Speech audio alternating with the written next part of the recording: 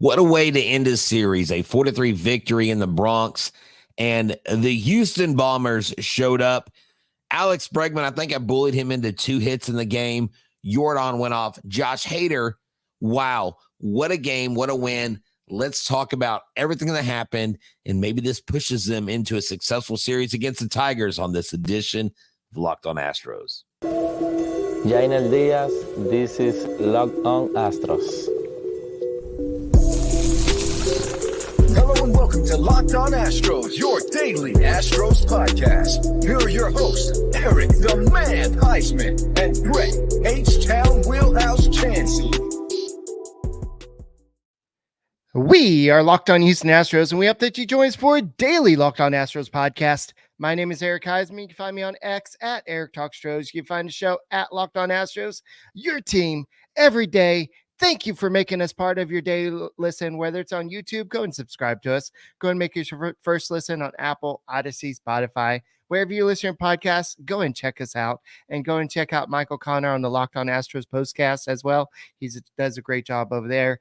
And Brett, I thought you were going to go to the Space Cowboys game today. You didn't make it. I was going to totally rag on you and say that if you didn't watch today's game, you're not allowed to watch any more games because the Astros won this game. So, Brett, where can you find you at? Yeah, they can find me at H-Town Wheelhouse on X, Instagram, and TikTok. They can find me at Back to the Bullpen on X and on Instagram. They can find me at Stros411 on X and on Facebook, where I'm always positive. Always Stros. I was excited earlier today. I got to go on with RP3, D-Lo, and Mesh and talk about the Astros, and I got fired up. I fired them up. They fired me up. I kind of bullied Bregman about his salsa. I bullied him on the going 0 for 2 with runners in scoring position. He finally got a hit, finally got a couple hits. Jeremy Pena continues to do the things he does. Yordan Alvarez. I mean, John Singleton. I mean, look, this was a complete team win. Everybody took part in it somehow, some way, and even the ones that didn't, the other teammates picked them up. When you thought things were going to be lost, when you saw that home run be given up by Presley, you're like, here we go again, right? And it was scary in the end, but these are the kind of bend, don't break wins that we've not been getting. Eric, this wasn't a one-run game. Well, yeah, no, it was a one-run game, right? Yeah, yep. So we're 2-9 in one-run games. So it's our second victory, and I'll take it as a moral boost. And if Ronel Blanco isn't considered our best pitcher right now, then I don't know who is, because he absolutely went out and dealt today. You know, you think Astros fans, this game was stressful. You know who else this was stressful for? Joe Espada. He was just like, oh, no, here we go again. That's probably why he went out and get Josh Hader. But that was the right call. I know that Ryan Presley has been your closer in the past, but this was the right call to go out there and just get the a 4-out save for Josh Hader.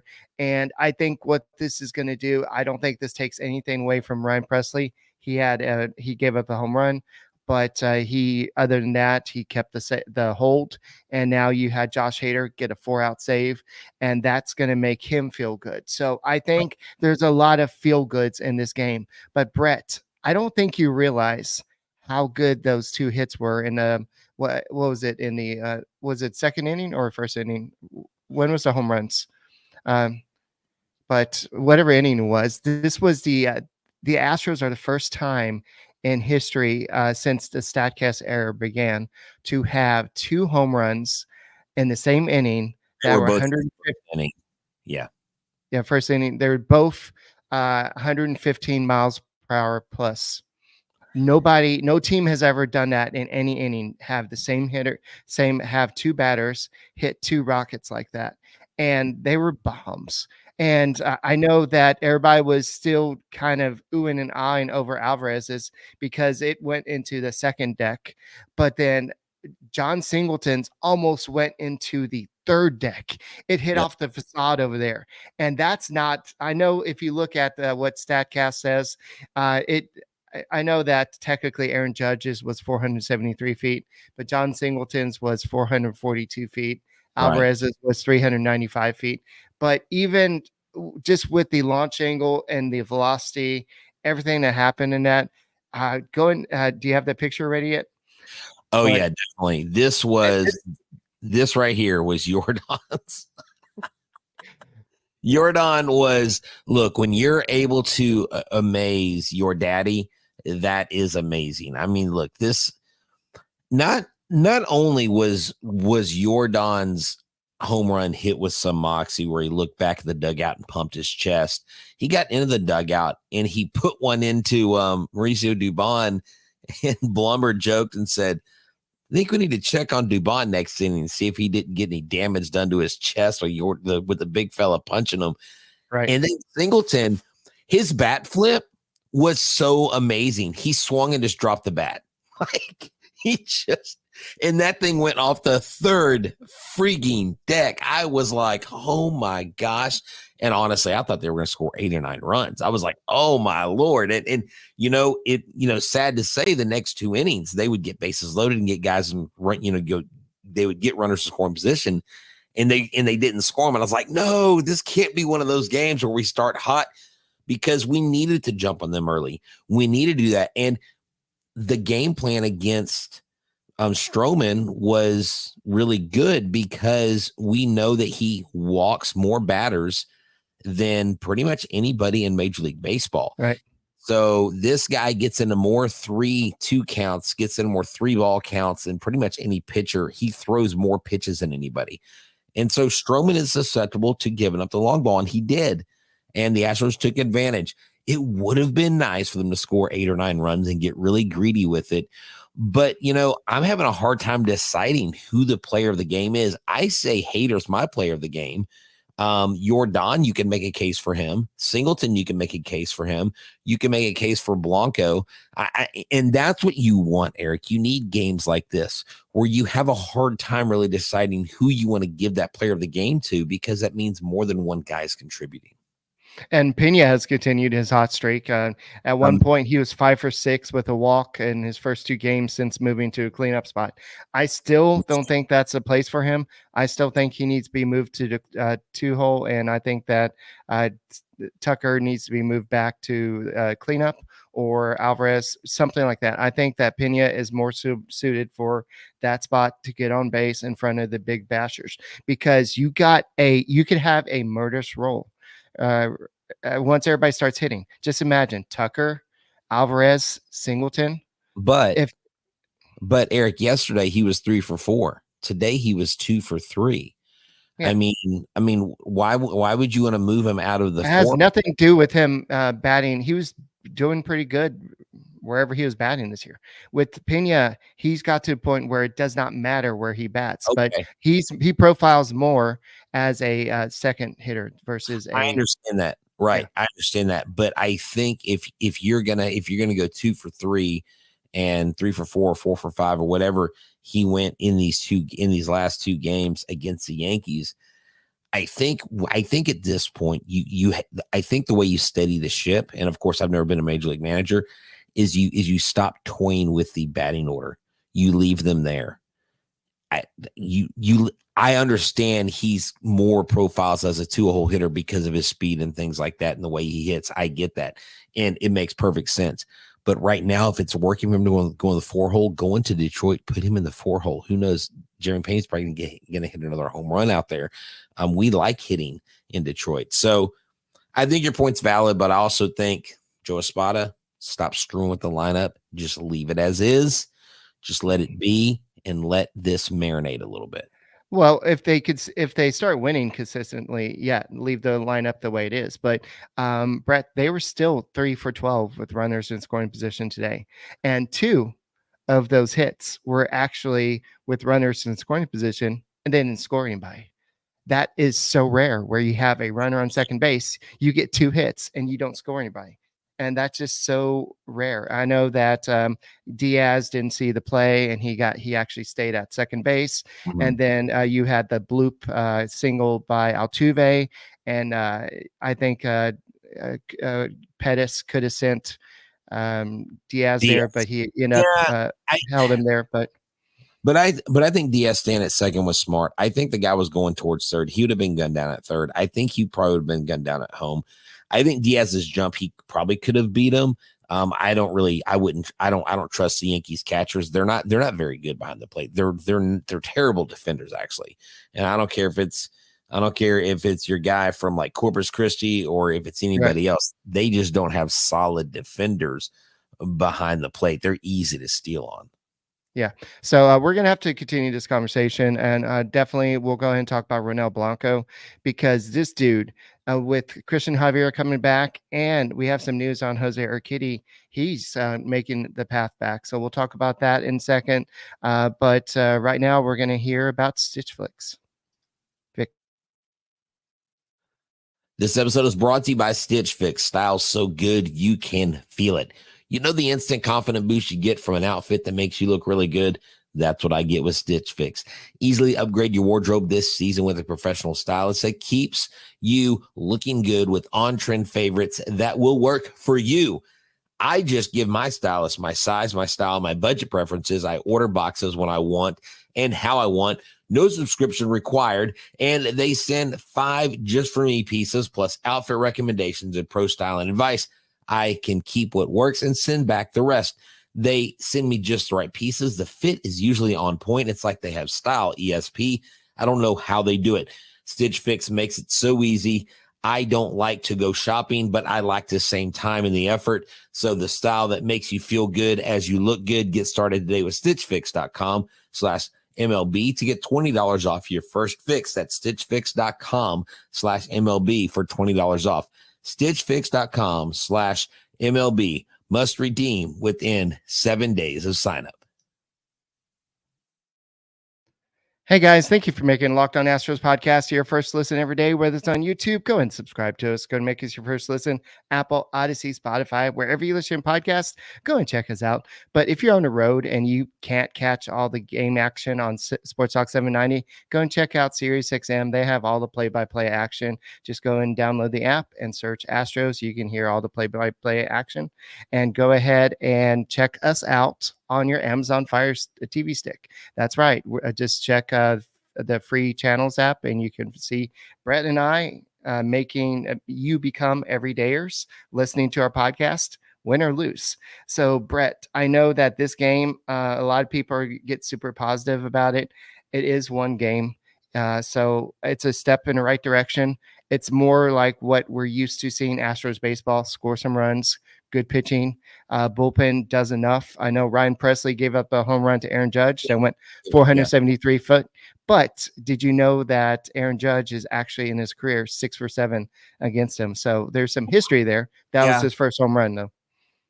So here's the deal, though, and that's why a friend of mine, when they sent me a text, they said the analytics say that Josh Hader should go in here for a 6-out save, or Josh Hader comes in for 3 outs, and then you put Presley in as like, look, here's the deal. I think if the matchup says it, Eric, I don't understand why you wouldn't flip Presley and Hader. Mm-hmm. I don't see what is necessarily wrong with that, and so we may see that at some point down the road. And you're right, this is just one game. But what I like about this game is you had 2 games where you were demoralized and basically beaten into the ground, where the Yankees just absolutely wrecked shop, and you came back. You won a tight game. You started off hot. You cooled off a little. And again, it was a bend, don't break performance, and you need these kinds of wins. And look, I asked on X earlier today, is Singleton that guy?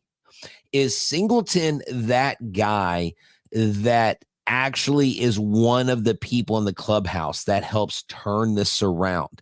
Because Singleton's been on the long, hard road back.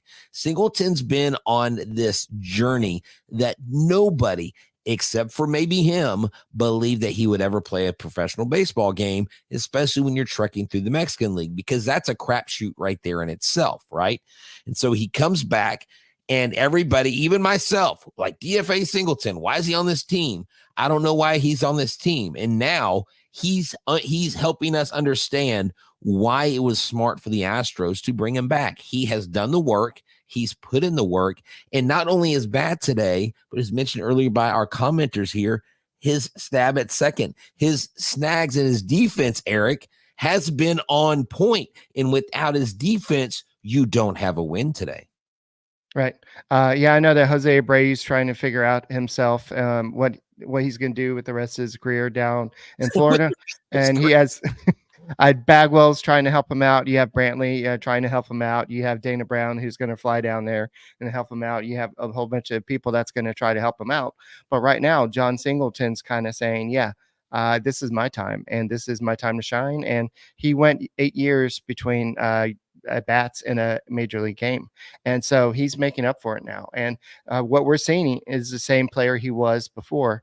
He may be a little bit more patient now. He used to strike out a lot when he first came up, and that's why he didn't last very long. Also, his issues with the drugs was another issue. But I think that what we see is a more grown-up individual. And so I think that he's more ready for the role that the Astros have put him into. And the fact that he is playing more often, he's more comfortable.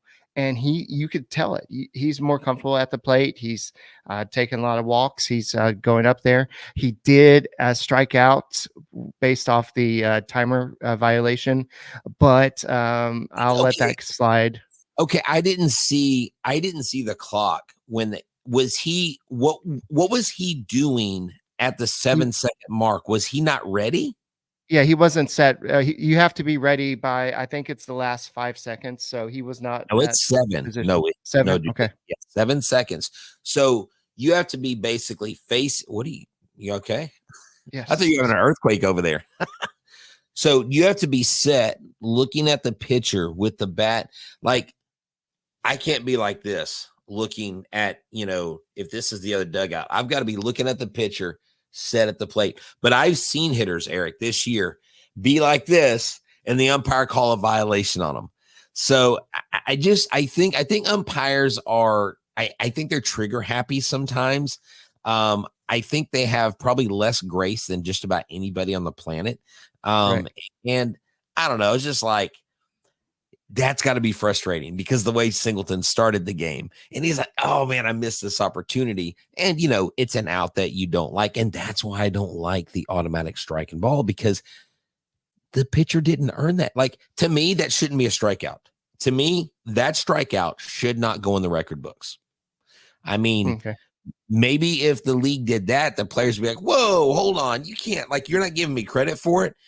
And also, I don't think he should get the walk either. I don't think the hitter should get I think that should be a non-at bat. I think that shouldn't be considered an at bat. That's how cockamamie I think this whole automatic ball and strike is. It's just lame. Yeah, it's just frustrating too that you had situations where Singleton struck out runners on, and then you had Alvarez struck out. I believe Tucker struck out as well, or then Altuve had a terrible at bat, and so it just. If you're looking at the Astros won this game, but if you're looking at the perfect example why the Astros are where they are, it's this game. It's the fact that they are struggling with runners on. They have I don't know what it is. I don't know how the Astros can fix it. They're getting hits. They had 11 hits today, just like they had yesterday. They're getting the hits. It's just they're not getting hit at the big time. And it's like they're pressing. They're, like I said, they're trying to hit a 5-run home run every at bat. And if they would just calm down and just do what they do, and they play great baseball, they will be a much better team. But somebody who's playing their best baseball right now, that's Ronel Blanco. Ronel Blanco, this is his shortest outing of the season, tied with his shortest outing, 5 2/3 innings, only 4 hits, 4 walks. He was a little bit wild today, but you're facing the Yankees, so you're going to pitch. Be a little bit careful with him. Right. He had 5 strikeouts, did allow that 1 home run to Volpe, but otherwise he pitched pretty good. 107 pitches.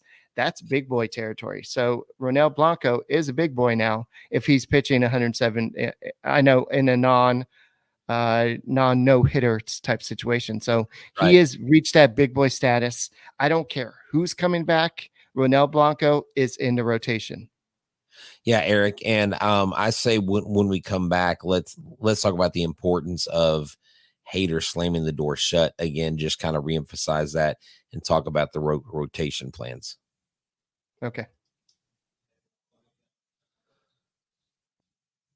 Check life insurance off your to-do list in no time. Head to policygenius.com/LockedOnMLB.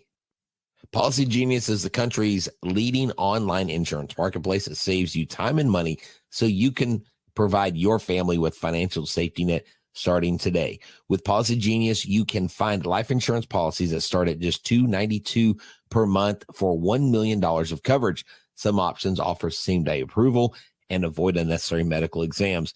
Policy Genius helps you compare your options from top companies and their licensed experts.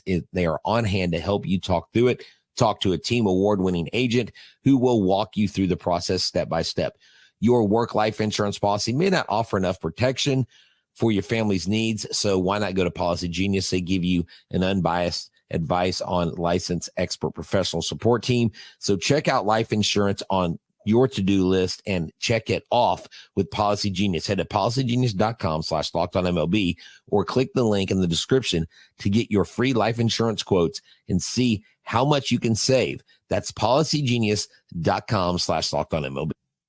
And don't forget our sponsor, DoorDash. You order DoorDash today. Use the code LockedOnMLB to get 50% off your next order, up to $15 when you spend $15 or more on your next flour, convenience, grocery, or retail order now on DoorDash. Mother's Day is right around the corner, and moms are a gift, so you should get her a gift. You can get her a gift that can be delivered right to her door. That's right. Even get there before you do. Surprise her. Say, Mom, I'm on my way. And an hour before you get there, boom, flowers are on the doorstep. Wow, that would be great. Or beauty products or tech products. Whatever your mom is into, a thoughtful gift that deserves all the attention that your mom's giving you, in a small gift. And if you get the Dash Pass membership, she'll appreciate that you had zero delivery fee, reduced service fees on eligible orders from Dash Pass merchants that meet the minimum subtotal. Other fees, including service fees, apply. Terms do apply. So go and use the code LockedOnMLB and get 50% off your next order, up to $15 when you spend $15 or more on your next flour, convenience, grocery, or retail order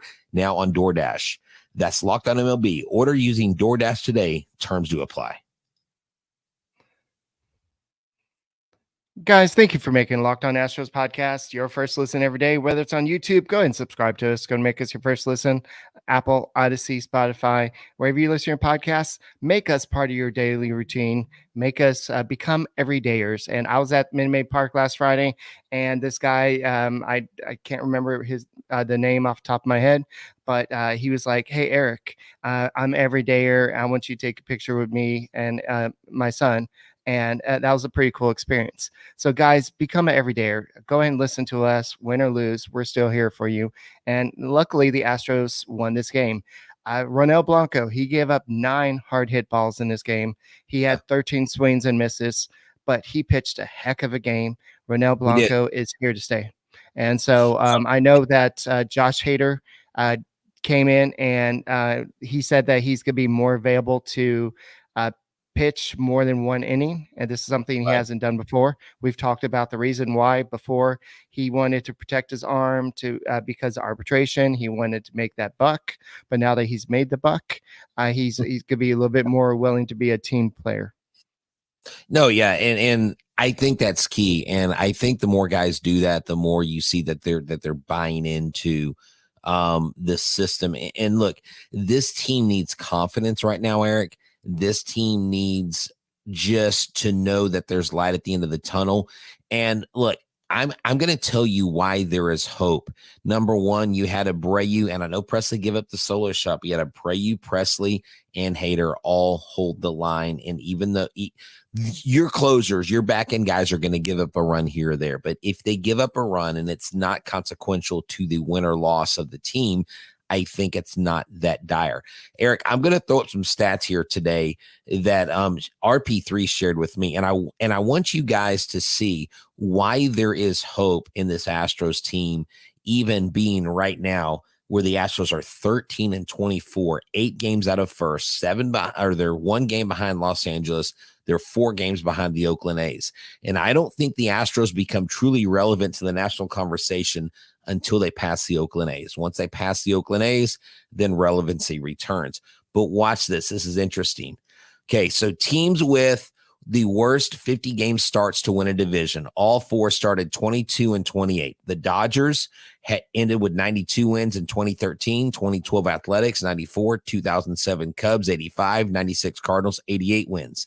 Teams with worse 50-game starts to get a wild card berth. The 2005 Astros were 18-32. They won 89 games and went to the World Series. The 2019 Nationals, we hate that team. They were 19-31. They won 93 games and won the World Series. 2009 Rockies were 20-30. They won 92 games.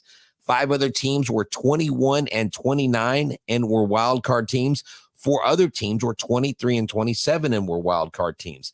Look, the bottom line is this. People keep asking me, how can you be positive? How can you still be up on this team?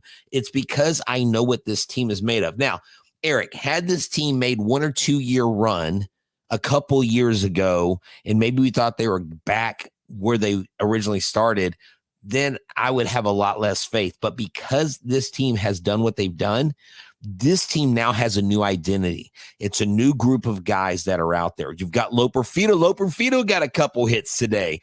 I mean, he got on base. Diaz was on the base pass. You've got Diaz, your new starting catcher.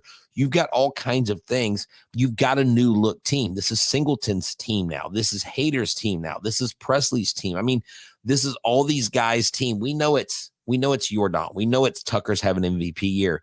But Eric, at the end of the day, there is still a lot of hope despite all the doom and gloom that we've been feeling the last couple of weeks. Yeah, definitely. And I know that the Astros at one point that season were 15-30. Also, I believe during the 2005 season. So I think that the Astros still have a chance, but a lot of stuff have to go right, and a lot of things have to just work. And getting the rotation back is one of them. And so being healthy, the rotation staying healthy, pitching better, because the ERA that it's doing right now is unsustainable. You can't keep on giving up 5 to 6 runs early in the game, expect the offense to come back. So you've got to do that better. You got to have the back end of the bullpen do more like it did today, shut them down for the most part. And so we got to have a return to normalcy of the bullpen, return to normalcy of the starting rotation. And you've got to have people like this. Remember this quote, Alex Bregman. Yeah, so you got to have this guy get back to who he was, and you got to have Alvarez do more what he did today. But I think the Astros have a shot. But I know that the Mariners got their beat today. But they're still a good team, and so the Rangers are a good team, and I don't want to address the trade rumor that's going around of a starting pitcher for a manager. Something like this has happened, and in baseball, you can trade for a manager, but I just don't see them trading JV for AJ Hinch. I just don't think. I don't know who started that rumor. There's a rumor going around right now. I even heard it on the radio today on Sports Talk 790 on my way home. I just don't see that happening. And the Tigers are actually a good team. I mean, they're not great. They're 19-18 right now, but they're doing better than they did last year. So, see this. Okay, I'm sorry. Look, I'm just going to call a spade a spade. That's called tabloid radio. Yeah, that's called rumors that have no sustenance whatsoever. That is, dude, I'm telling you, man, no offense, but some of the takes I hear on some of these sports talk shows just boggle my mind. I mean, that's why I'm telling you, my go-to show in the morning on the way to work after I listen to Locked On Astros is the Sean Salisbury show, because Sean and Brian, they don't BS on the radio. I mean, I like their analysis. They don't deal with crazy hypotheticals. Who in their right mind thinks that the Astros would trade Justin Verlander for AJ Hinch? That makes no freaking sense whatsoever. Are you going to also give me Riley Green? Are you going to also give me someone? What? Come on, man. I'm telling you, a new manager is not going to change anything. This ball club is a victim of their own circumstance and their own mental lack of fortitude this year, and they still have it they've just got to find that confidence again. Yeah, and I think that they will. A lot of people are thinking, like I've seen some quotes from people across baseball saying that if the Astros continue to lose, that Jim Crane is the personality that's not going to have a lot of patience with Joe Espada, and he's probably going to try to bring in a veteran manager. So I wouldn't be surprised if that happens. But I do want to focus in the remaining part of the show that Christian Javier is going to return to the rotation. He's going to pitch Saturday. So for the rotation against the Tigers, it's going to be Framber Valdez, who pitches well in Detroit, Christian Javier, and Justin Verlander versus Casey Mize, Tariq Skubal, and Jack Flaherty. So that's going to be a pretty tough. And Flaherty just struck out 14 Cardinals the other day. Yeah. Tariq Skubal, that dude's a freaking stud. He is a Cy Young candidate this year. I mean, Detroit's got something brewing. AJ Hinch is a good manager. He's respected here in Houston. I know a lot of people. Someone said they don't have huevos, and I was like, they don't have eggs. I'm pretty sure the Astros have eggs at their hotel. But I digress. So, hey, guys, thanks for tuning in to Locked On Astros. It's a great show. One more thing. Yeah, we have Jose Urquidy is supposed to make a scheduled start for AAA Sugarland on Sunday. He's supposed to throw 4 innings or about 60 to 65 pitches. So I'm expecting him to maybe have 2-3 starts down in Sugarland, and then he'll be back in rotation. So the Astros will have to make some decisions. A 6-man rotation is likely to happen. Hunter Brown is kind of in limbo right now, but we'll discuss this and more on next edition of the Locked On Astros podcast. My name is Eric Huysman. He is Brett Chancey, and we will see you tomorrow. And go Astros.